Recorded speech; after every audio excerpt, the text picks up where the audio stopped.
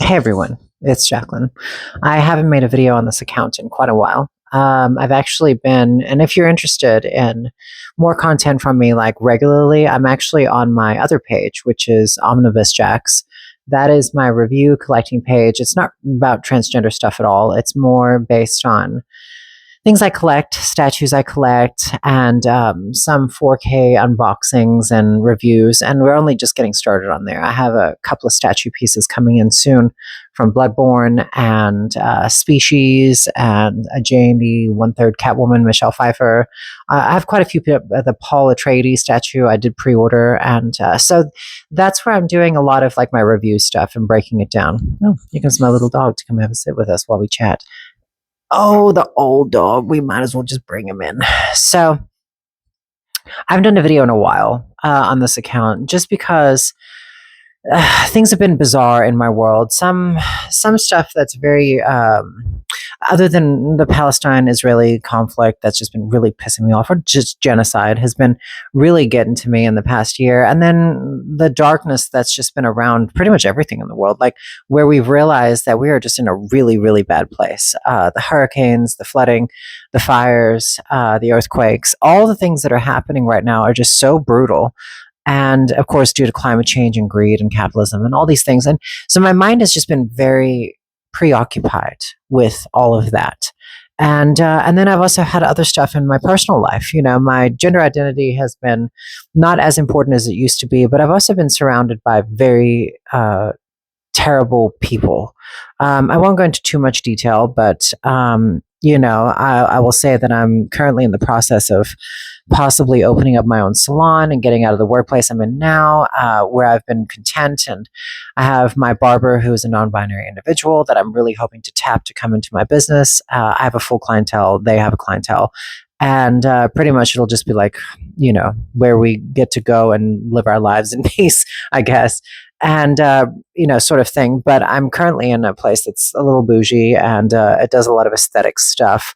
And that world has just become the types of people that are into aesthetics. I think years ago it was a little different, but these days aesthetics has just become bizarre. And it's because we're all getting old. It's a part of the process. And I'm very vain, and in our society, and I'm a millennial, I'm 40 now. So in our society where we have, the patriarchy, and we have all the societal expectations of an old man's wet dream when it comes to us, it's very difficult as a trans person, because I started to realize a lot of things about myself in the past couple of years where, I did a lot to make men society accept me as a trans woman, where it was like growing my hair long, or and wearing extensions and flat ironing because men prefer straighter hair, and doing my makeup full face, and and staying the right shape and size, and not really having too strong of an opinion about anything. It was very much, I played the game because it would benefit me in the long run. And so I was in a position in my workplace environment where I played the game, and then I kind of stopped.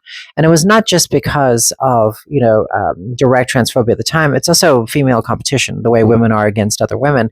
And when I got into great shape and I was living my life and everything was going well, there was things that came out where I found out someone had dead named me. It was someone I went to high school that I work with, and the only person that knew my dead name from 20 years ago. And they dead named me to an alcoholic gay guy that's friends with my workplace, and they decided to mock me drunkenly in an environment. And this is when I was very feminine, and about 3-4 years ago, and it really bugged me up because I knew it was that person. And so there's no accountability in the environment I'm in. It's always someone else's fault, or blamed on the universe or some shit like that. And so recently, and then my mother comes into this, and I love my mother. She's given me fantastic advice in many, many ways, but she's also held me back in my life a lot because she worries about me. And as much as that is a positive thing for a parent to worry about their child, it can actually cause more problems than good, because recently found out I'm not going to be in my workplace. I don't know what the ETA is. And it's not because I did anything wrong. It's because they're supposedly transitioning to full medical and no longer hair salon. But I think it's because recently I invested in my space and I painted and I got like an $800 barber chair and I got so I spent like $2,000 or $3,000 just getting everything way better, educating myself on new cuts and styles, which is important to do in this industry that I'm in. And otherwise you age and wither off and you lose clients and you die. Like, you can't keep doing the same hair forever and the same styles. You just can't do it. And so I revamped myself and decided to, no, buddy, come on. I revamped myself and decided to, just redo some things, and it has been really taking off. But see, that's an issue in the industry I'm in, and especially women versus women. It doesn't matter if you're trans or not, but the thing is, being trans definitely becomes the weapon of people, cisgender women that are supposedly your allies or something, whenever you become competition or just female competition in general. But they always use the transition to wound you. And as a trans person, it's incredibly damaging to our mental health. And I really thought I was strong. And so about a year ago, I went and looked at some spaces to rent, the suites that people get for stylists and tattoo artists, where you just get a suite and it's a small 10 by 10, but you pay a fortune. I mean, it's $1,300 a month for a tiny 10 by 10. You have to share a bathroom with everyone else in the building. And it's just, no. And I don't do cookie cutter apartment buildings and mall strips and stuff like that. I do small houses, like a boutique style. I prefer, like, where I live, it's a midtown area and it's like close to the city, but not in the city. And it's just this very like personal relationship, old houses that are rebuilt into spaces and very queer. And so that's something that I've always been adamant about. So when I went and looked, I was like, oh, this is not good. But you also have to pay your health care and everything in those places. And my mother was like, well, even if they're terrible to you in your workplace and they treat you like shit, and I have lots of money, like, I've done very well financially and there has been ups, but the downs have caused me to go into a really negative place in my life. I realize I'm surrounded by people who are just kind of awful, and it's caused me incredible suffering over the past, I would say, 3 years. And my idea of rebelling is to just be like sarcastic and passive aggressive, and because it's like, if I ever said anything, these people would lose their shit. So you can't actually directly say anything to the people I'm surrounded by, this toxic sort of thing.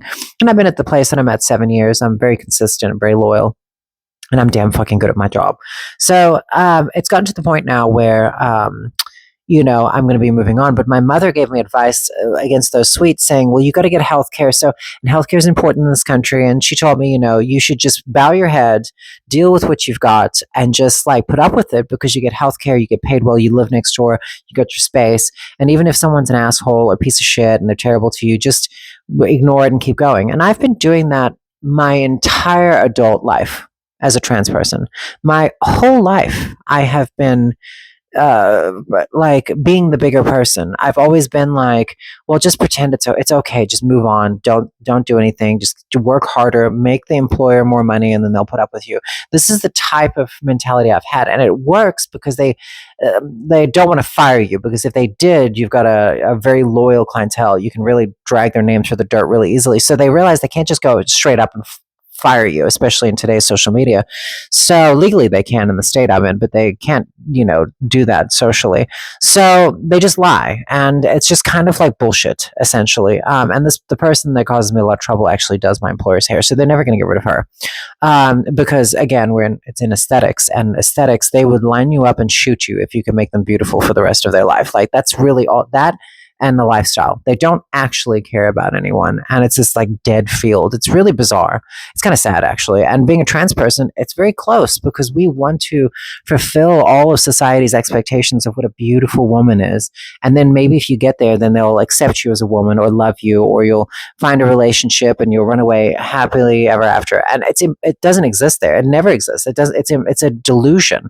And that's the problem with what capitalism's done and the patriarchy and all that stuff. So, it's completely delusional. Like, people are just dicks across the board anyway. So, and when you run across someone good, it's like it doesn't really do anything, because you're surrounded by such bad people. So my plan is I'm going to be opening up my own salon. So regardless, but also my gender identity has switched around a bit, and you can tell obviously from my style and the way I present myself.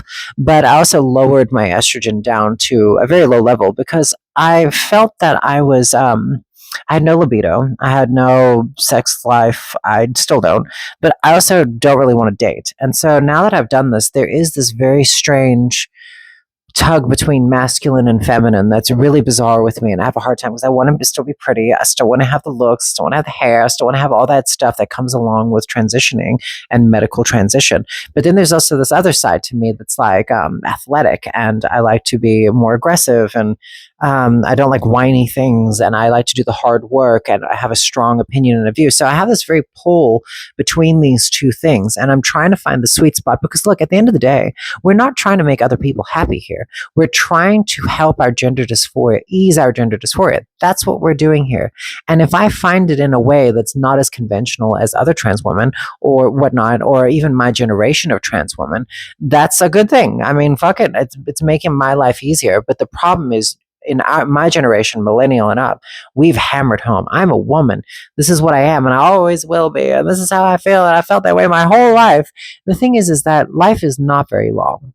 It's actually incredibly short. We're only here for a very short time period. And the fact remains is that we're rotting. We're just rotting corpses on a little tiny blue dot floating in the endless vastness of space. And all these little things that we are attached to, I think it's important to embrace change, regardless of where it comes from, especially if it makes you question yourself. So, changing up my identity with fashion and my expression and the patriarchy, I think it's important to have fun with your transition. I think that's very important for mental health's sake, because if you're constantly trying to appease an old wet man's dream from, the 90s or early 2000s, oh my God, my dog's going to knock everything over, then you're literally like, what are you doing with your life? So my mother, I want to open up my own business, and my mother's a very neoliberal sort of, like, she just supports Democrats regardless. She doesn't really give a shit what they do. She just thinks that Trump is really bad. And so right now in our current climate, my mom is like, oh my, she made me become a citizen in the U.S. because she thought Trump was going to deport me in 2015, which is hilarious. And so she was fucking terrified of it. I mean, she was really terrified of this thing. So now that Trump's president again, now she's wailing in the streets again. So now that I'm wanting to open up my own business, and I've already found a building I really want, and I don't care if I have to buy it. I don't care if I have to fucking take out a huge loan and buy it. And I already have someone who's willing to back me financially. It's not the best person because they are conservative, but they're willing to back me and they're excited to back me if I open up my own business. And so up to a good amount of money, I'm sure. But my mother's like, well, you should just really get out of the South because, they're coming for you. And I'm like, I don't really give a shit. Come for me. Fucking take me in the street and just shoot me in the middle of the fucking street. I don't care. I'm so sick of living in fear and living my life based on fear that everyone else is telling me I should have. And I'm the fucking trans woman, which is just bizarre. I'm like, I'm the one, and I'm not even afraid. Yet everyone else who's not fucking trans around me is terrified. And I'm like, I appreciate, like, my mother being worried or my friends being worried about me, but I don't really give a fuck. And I would never give anyone that's actually, like, trying to cause me harm the pleasure of me being afraid. Ever. I don't care. Trump could personally drag me out on the street and shoot me. I'd be like, fuck it. As long as my pets are taken care of for the most part, I don't really give a fuck. I've done my job here. See what I'm saying? I don't care. And so, so the thing is, my mom's like, you should just go find a salon where you can, like, bow your head or move to a blue state. And I'm like, I got fired from my job in Hollywood for transitioning in 2008 because back then it was only hookers that were trans hookers that were trans. And so they just saw it as a big problem. Oh my God, look at this one coming along, getting uppity. And so they just fired me. They forced me out of the business space, even though I was like the top salesperson there. I was doing color. I was literally working my way up. The fact that I transitioned was too much for them to process. And the two people that it was this heterosexual cisgender woman and a gay cisgender man. Those are the two people that got me out of that business because they did not fucking understand it. And those two groups of people are the worst when it comes to transitioning. I swear to God. So anyway, yeah, I realized as time's gone on, my mom told me to go to hair school because hair school accepts femme and gay men, and you can't go to art school, you'll be poor. And so she told me, you have to go and you'll always work. You just need to be safe. You just need to be safe. And like I said, I don't care about being safe anymore. I don't give a fuck. So I had to explain to my mother very clearly that what am I going to do? Move to a blue state and be disappointed again at 40 years old? Or stay in the area I'm in that I understand and I know what's going on here and do a line in the sand, show of force, in a southern city as a like maybe a non-binary trans person, and another non-binary barber going into a business together in a city like this in 2025 where it's very frowned upon to be transgender. I just kind of feel like that is right. And I feel like that is actually the safest place for me to be. Does that make sense? Like I feel like doing that is a show of force. I'm like, come fuck with me. Like I want to do this. This is the life I want to live. And yeah, I'm a little superficial. I have statues to collect. I've got things I want to live a lifestyle. I'm not going to get married to a man with money. I'm not going to do it. I'm not interested in dating someone because they benefit me. I'm not interested in that. I'm interested in myself and uplifting myself. So this is a very, very strong pull that I'm having here to do this thing. So I meet with my employer this coming next week, and I'll find out what their intentions are with me, and when we're closing and what's going on, because I really would like to. I hope they give me a decent time frame. Like 3 months would be brilliant. 3 months, I could get a lot done. I think I could get most of the things done, and all I'm waiting on is this building that is available. I want them to text me. I've left my notes. I've left texts. I've left things. They know that I'm interested. So this place still has 3 weeks left of their lease, and if they 2 weeks now, if they come up and say yes, we're interested in you leasing under us. I'm ready to go now. I'll take out a loan. I don't care. My credit's 800. I'll do it. We're not going to be here much longer. The planet's on fire. Put it on the credit card. Live your life. So yeah, that's currently where I'm at in my life, and that's why I haven't been making too much content here. Is just because everything is so insane, and I'm trying to live again. And I have money. I have a decent lifestyle. I'm safe. I've got healthcare. I've got all this stuff. But I wasn't fucking happy. It wasn't doing it for me. So I'm like, fuck it. I'm going to take a chance, and then I'm going to live my life and do my thing. That is the plan to do. At 40 years old, I'm confident enough. I have a full clientele. I'm going to do this. So that's where I've been. It's strange having like transitioning and then questioning that transition, because I do still take estrogen. I still do that. It's not as high as it was, and to be honest, I probably should raise it up a little bit more, or just at least be very consistent with it. The dosage I'm doing, just because my dysphoria wasn't bothering me until I pulled back from the estrogen. Then I looked at myself and said, "Oh, Jace, you better get it together," because I didn't like how I was looking. I looked at it and I was like, "Okay," because I still feel like the same person. Does that make sense? So yeah, anyway, that's where I'm at. That's my life. I hope everyone's having a decent holiday, and I hope everyone's having a decent new year, but that's where we are. I am very much enjoying my new page that I'm on,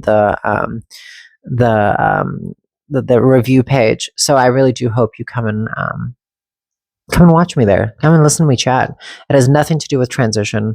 It's just purely hobby stuff. Now, granted, it's a really rare field for a cisgender woman to be in, or even women in general, to be collecting these statues and doing reviews. And I'm trying to work my way into the community of these nerds. But, being who I am and the way I look and being deeply nerdy, I mean, I'm not even into superheroes. I'm into fucking like Alien and doing all that. So when you tap into a field of nerds, the Alien nerds are the top tier, like fucking nerds, like they're them in Star Trek. And I wouldn't even say Star Wars. Star Wars is like Marvel now, but it's like the Star Trek and the Alien nerds. They're like, the fucking losers of the field. But also the ones that are like the most respected because it's serious. Granted, the films seem to be shitting all over it, but it's like, and to be a statue collector, collecting those things to try and tap into a field of all these guys and become friends with them all over the country, all over the world, is a difficult one for me. I find myself chatting. I chat with them on their live reviews and stuff, and I'm like, hey, blah, blah, and I have good points. They enjoy discussing, but they don't know what I look like. They don't know who I am, and that's got to be awkward because, a lot of these guys will bitch about their wives. They're like, oh, God, she won't even let me put one of my collecting statues in the living room, the bitch. I'm like, wow, okay. I'm pretty much planning on either moving out of this house and building a whole new display cabinet for my pieces, or staying in this house, purchasing this house when it comes up because my landlords love me and they want to sell it to me, and then building a huge display piece. It all hinges on whether or not I open up my own salon and how much money I can pull in and try and live the lifestyle I want to live, So yeah, that's what's been going on in my life. I just thought I would update you. And my other page is Omnibus Jacks, but you can actually go and I'll do a link in the bottom below for the page. So, or you can just go to my community page here. It's all I post all the time from it, so it's kind of fun. But I do wish you guys the best, and I will do another update in time. I hope you're well. Thanks for listening.